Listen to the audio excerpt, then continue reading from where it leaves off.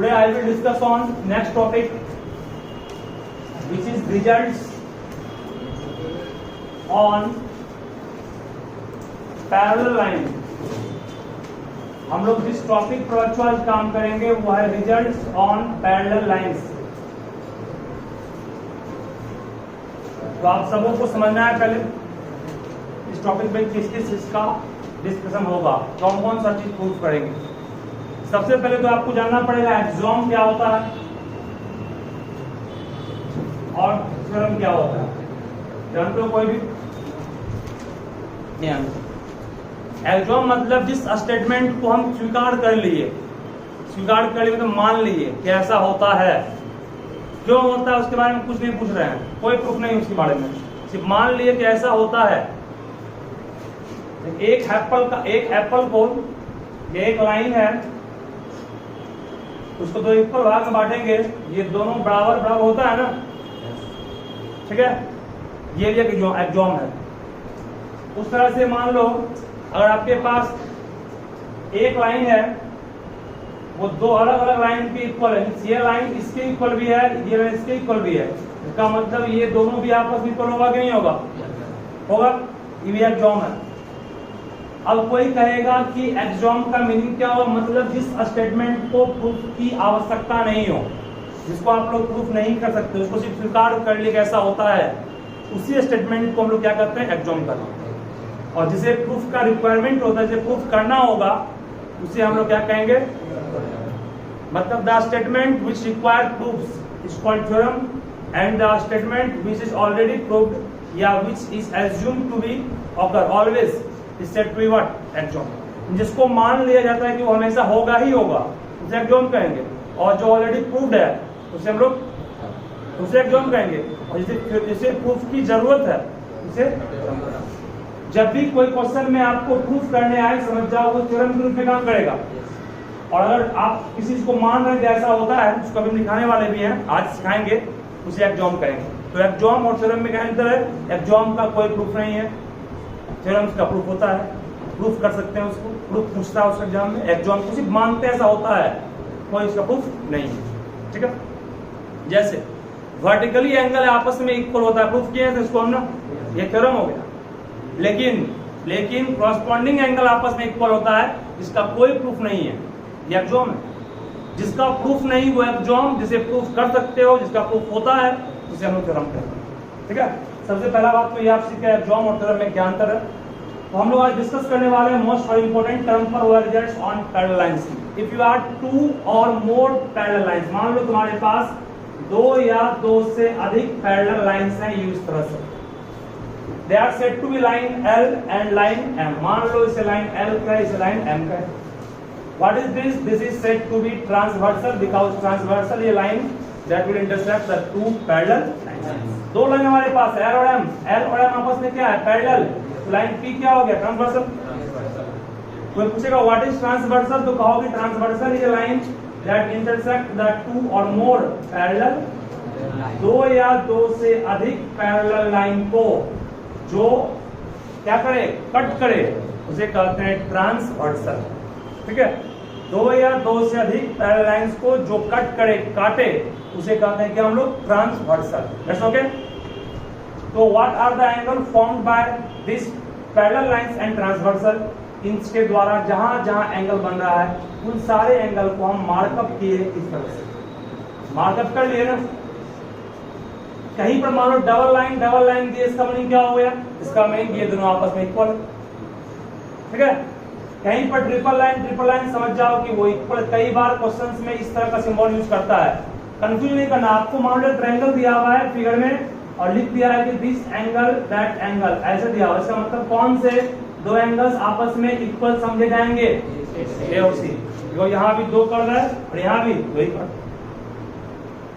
अगर पूछे अब कौन से दो एंगल आपस में इक्वल है? यहाँ भी तीन का, वहां भी तीन का. ये सिंबल बाबू है दिखाने का कि दो एंगल आपस में कब इक्वल. अगर ऐसे किया, इसका मतलब कौन आपस में इक्वल है? AC और ऐसे इक्वल है, इसका मतलब AB और BC. ठीक है ना. ये सिंबल का यूज करेंगे इस चैप्टर में, हम लोग ध्यान रखिएगा. चलिए सुनो, हम नहीं करना है.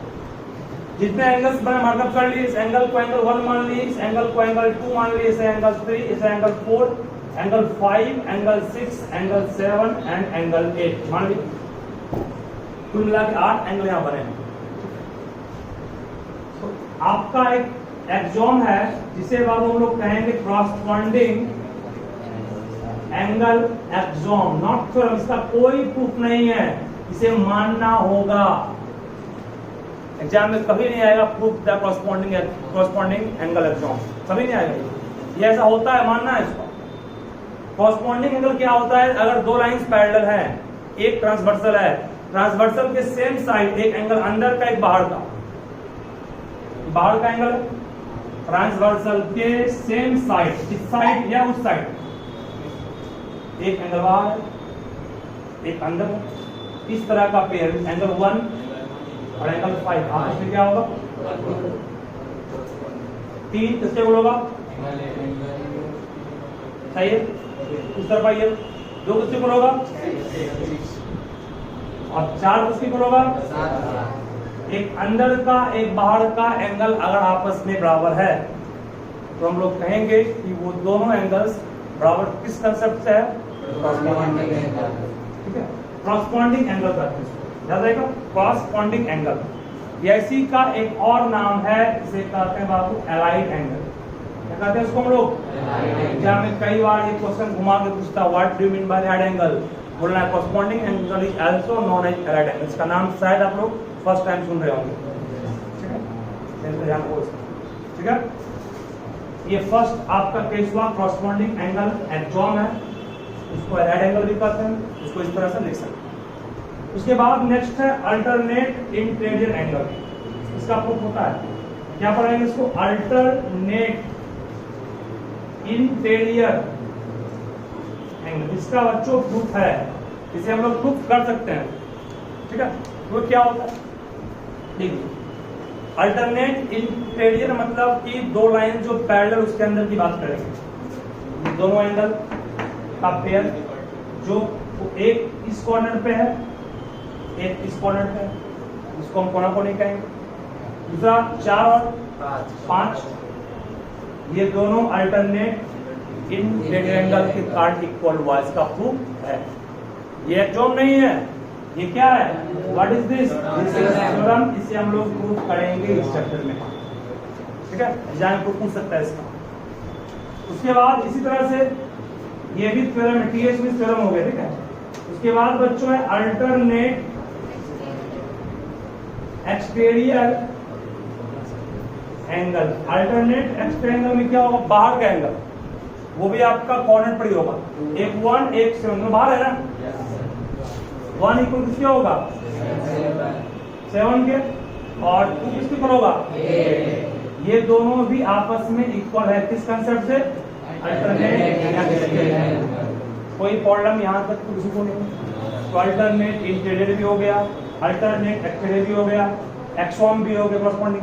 ठीक है, चलिए इस तरह से आगे बढ़ता हूं मैं। अब आइए को इंटीरियर एंगल।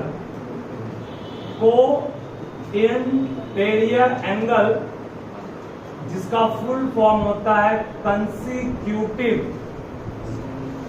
इंटीरियर, को शॉर्ट में INT लिखो एंगल। ये एंगल कहता है, ये भी आपका क्या है? थ्योरम है। What is this? This is theorem. इसे प्रूव कर सकते हैं। ये कहता है कि ट्रांसवर्सल के सेम साइड, अंदर में ही सेम साइड जो एंगल बन रहे हैं, ट्रांसवर्सल के सेम साइड अंदर में कौन दो एंगल है? 3 और 5 एंगल। ट्रांसवर्सल के सेम साइड अंदर में कौन एंगल है? 4 और 6। इस दोनों एंगल का सम ऑलवेज कितना होता है? 180। इसी को कहते हैं हम लोग है को इंटीरियर। कोई प्रॉब्लम नहीं उसमें नहीं है। तो आपने सीख लिया को इंटीरियर एंगल भी क्या होता है, कॉरस्पॉन्डिंग एंगल भी क्या होता है, और अल्टरनेट इंटीरियर एंगल भी क्या होता है। बाकी वर्टिकली अप्रोच सब पढ़े ही हो, वर्टिकली अपोजिट एक लाइन लाइन हो गया। लीनियर पेयर क्या होगा जानते ही हो, समकोणिक समकोणिक समकोणिक समकोणिक कर लेंगे। मतलब कि पैरेलल लाइंस में जो खास था वो तीन चीज है, कॉरस्पॉन्डिंग, कोइंटेरियर और अल्टरनेट, है ना। कोइंटेरियर एंगल का सम हमेशा क्या होगा 180, दैट मींस सप्लीमेंट्री। 180 मींस जब मैं which pair of angle always supplementary बोलना पड़ेगा कोइंटेरियर एंगल या कंसेक्यूटिव एंगल, ऑलवेज सप्लीमेंट्री, ठीक है, याद रहेगा। फटाफट से फास्ट से लिखिए, उसके बाद इसका प्रूफ जो है वो करेंगे।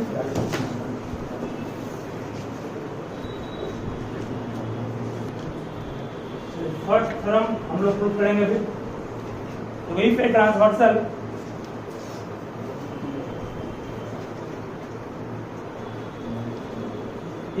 ट्रांसवर्सल इंटरसेक्ट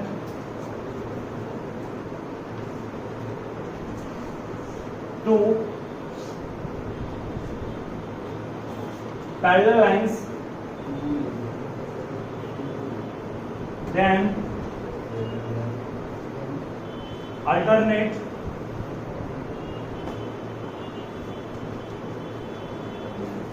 interior angles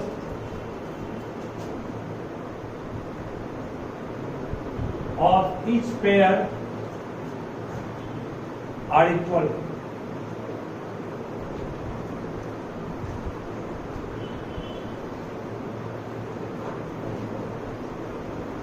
मतलब अगर दो लाइंस आपस में पैरेलल है, दो लाइंस आपस में क्या है पैरेलल, लाइक दिस,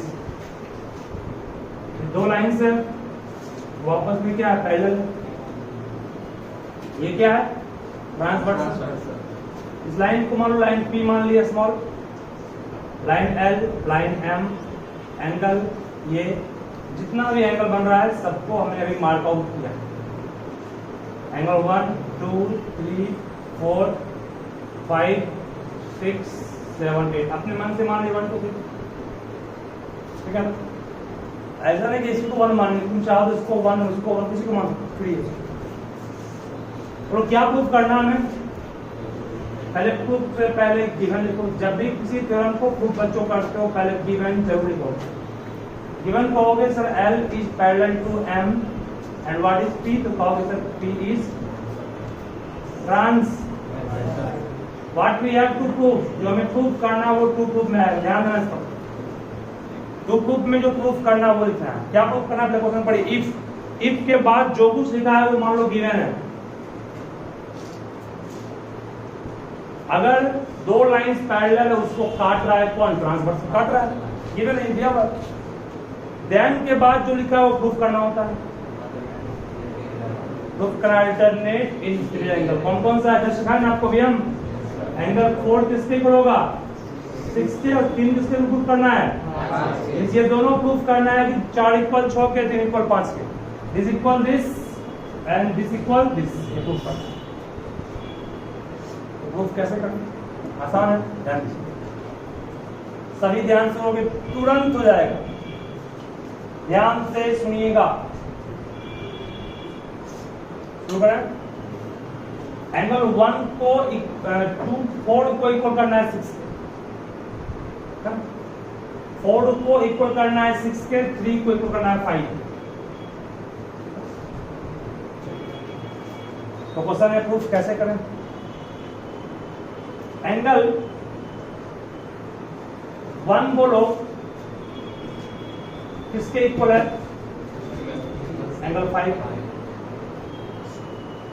1 इक्वल 3 के भी सही है, 1 इक्वल 5 भी नहीं कहो तो 1 इक्वल 5 को लिए, चूंकि आप जानते हैं ये कॉरस्पॉन्डिंग एंगल है और कॉरस्पॉन्डिंग एग्जॉम होता है, इसको मानते हैं लोग।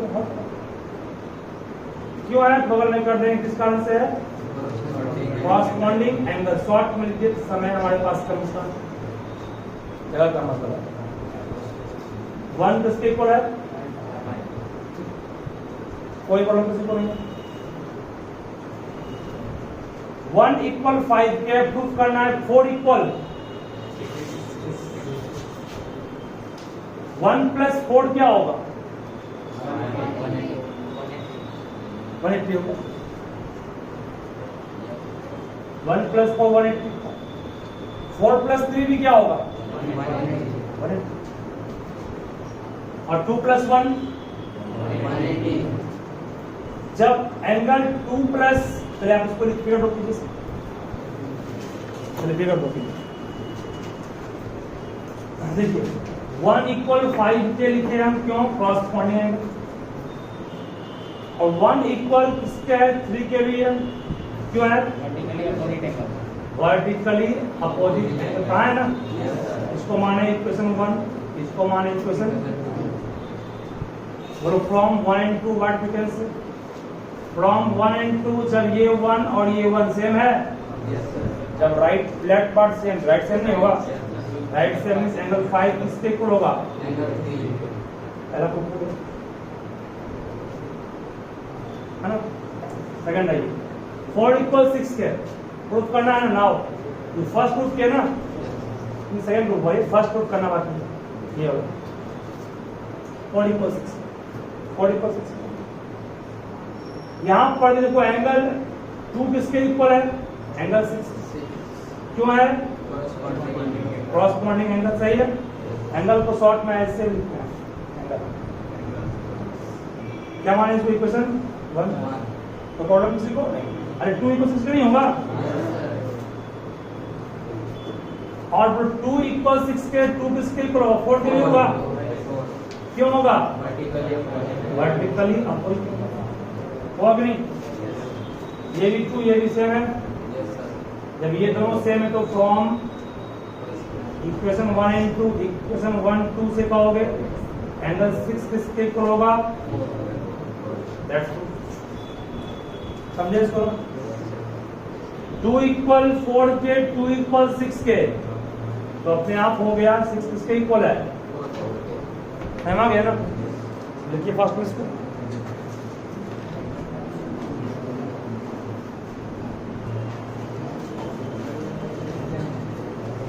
If a transversal intersect two parallel lines, then each pair of consecutive interior angle is supplementary. Supplementary means sum 180. सभी ध्यान दो इस पर, बहुत आसान ये भी है। Everyone just try to understand. देखिए फिगर ड्रॉ किए पैरेलल लाइंस का। लाइन क्या माने इसको? L। लाइन क्या मानेंगे इसको? P। क्या माने एंगल को? एंगल को अपने मन से नाम दे देंगे इसका 1 2 3 4 5 6 7, angle 1, angle 2, angle 3, angle 4, angle 5, angle 6, angle 7, angle 8, नाम दे दिए इसको। चलिए गिवन सब कुछ कर लोगे?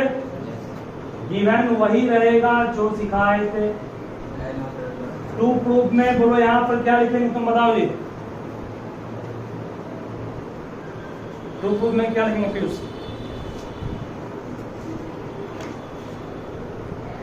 क्वेश्चन को मन से पढ़िए एक बार, देन के बाद जो लिखा हुआ प्रूफ करना है। मतलब क्या प्रूफ करना होगा? ये देन के बाद etch pair of consecutive interior angle is supplementary. Supplementary word का मतलब 180। कंसेक्यूटिव इंटीरियर मतलब को इंटीरियर। को इंटीरियर क्या होता है? अभी जस्ट सिखाए थे, ट्रांसवर्सल के अंदर सेम साइड बनने वाले उनका सम 180 होता है। मतलब 3 प्लस 5 अंदर है, सेम साइड 180। और क्या 4 प्लस 6 भी क्या?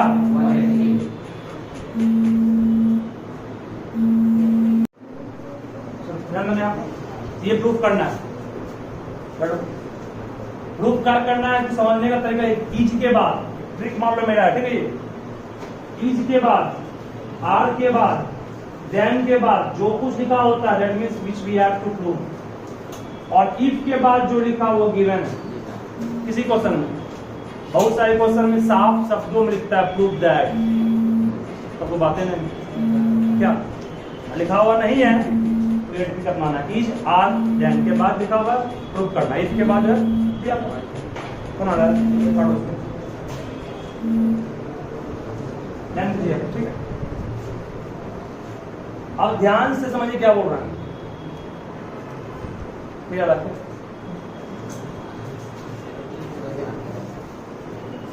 अंदर होगा 3 प्लस 5 प्रूफ करना है, प्रूफ हो गया।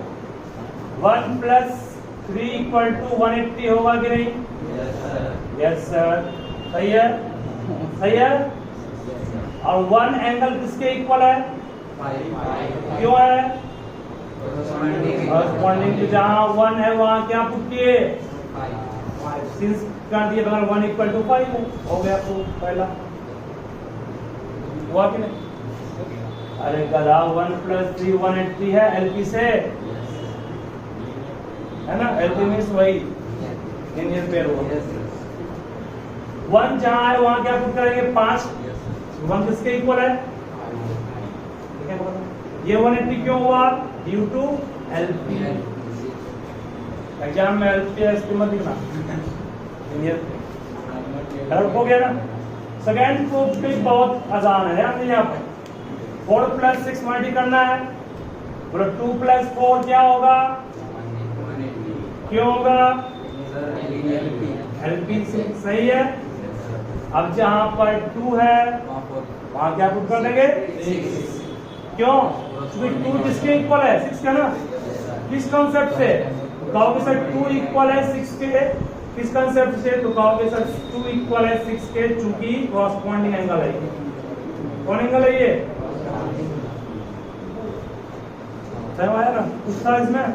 खाली फिगर वही ड्रॉ कर लेते, वही काम कर देता उससे नहीं।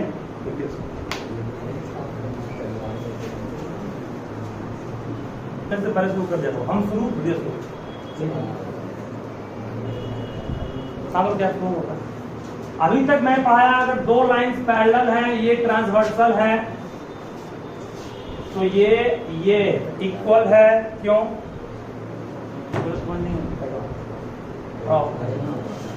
ये इक्वल है। क्यों?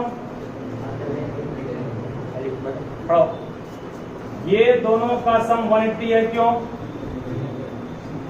एलपी नहीं है ये को इंटीरियर एंगल, ठीक है। एलपी एक लाइन पर 2 बनता है एंगल, ऐसे पढ़ाओ तुम। ये दोनों इक्वल है। क्यों? अल्टरनेट एक्सटीरियर है। बैठो, ये दोनों इक्वल है। क्यों? वर्टिकल, ठीक है। अगर 2 लाइन पैरेलल तो क्या क्या हुआ आप सब सीख गए। 2 लाइन पैरेलल तो ये इसके इक्वल, ये इसके इक्वल, इसका सम 180, ये दोनों आपस में इक्वल, ये आपस में इक्वल नहीं, सब चीज पढ़ लीजिए।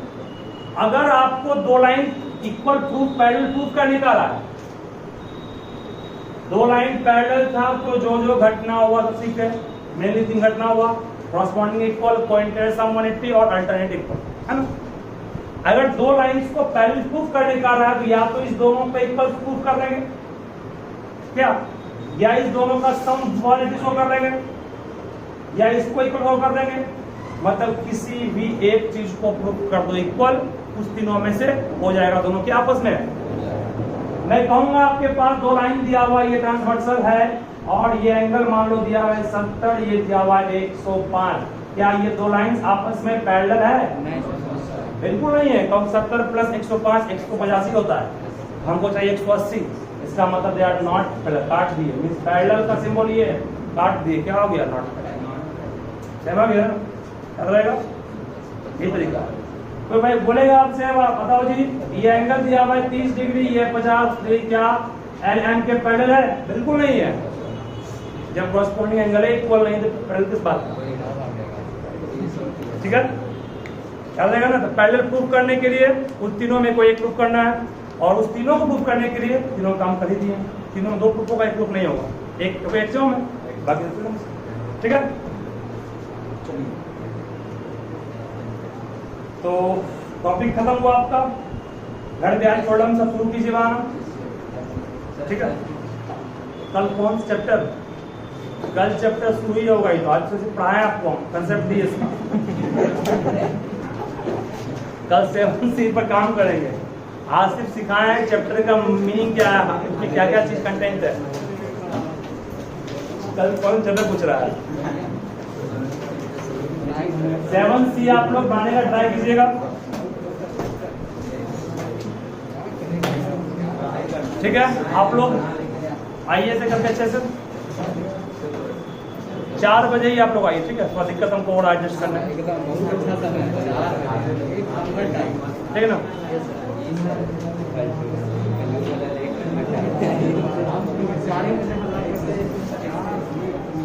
इसका बुक है ये। घर पे जो होमवर्क भेजते हैं उसे बनाया कीजिए। कल भी हम ग्रुप में होमवर्क सेंड किए थे ना? सेंड होमवर्क नहीं किए थे, परसों किए थे। और फिजिक्स का वो क्वेश्चन जो सबसे पहले सिखाया